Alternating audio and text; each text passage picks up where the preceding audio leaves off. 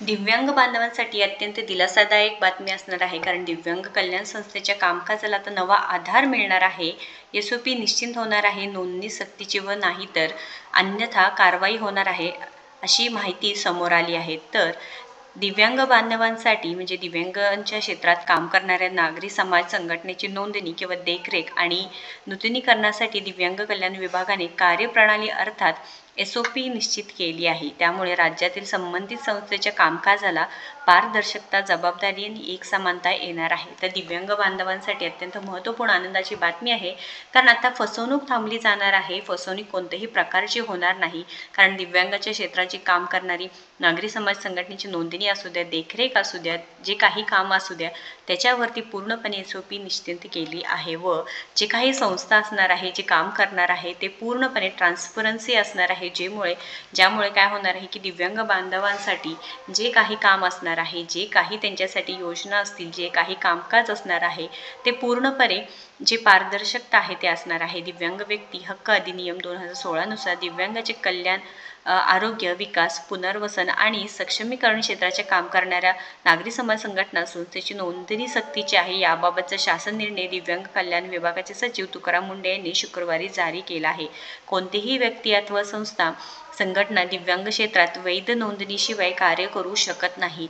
वैध नोंदणीशिवाय कार्य संस्था, संघटना निदर्शनास आल्यास त्यांच्यावर दिव्यांग व्यक्ती हक्क अधिनियम व इतर अनुषंगिक कायद्यानुसार कारवाई करण्यात येणार आहे, असं सांगण्यात आलं आहे. 1 वर्षासाठी नोंदणी जिल्हास्तरीय अधिकाऱ्यामार्फत नोंदणी अर्ज सादर करावा लागेल. तर जिल्हास्तरीय समिती छाननी करेल. समितीचा अहवाल मिळाल्यानंतर आयुक्त 30 दिवसाच्या आत निर्णय घेतील. प्रारंभी नोंदणी प्रमाणपत्र 1 वर्षासाठी दिला जाईल. त्यानंतर नोंदणीकरण आवश्यक राहणार आहे, अन्यथा नोंदणी रद्द होणार आहे. संस्थान वार्षिक अहवाल आणि लेखापरीक्षण सादर करणे बंधनकारक असणार आहे. नियमभंग, निधीचा अपव्यय, सेवेतील त्रुटी किंवा शोषणाच्या घटना आढळल्यास आयुक्तांना नोंदणी रद्द करण्याचा अधिकार असणार आहे.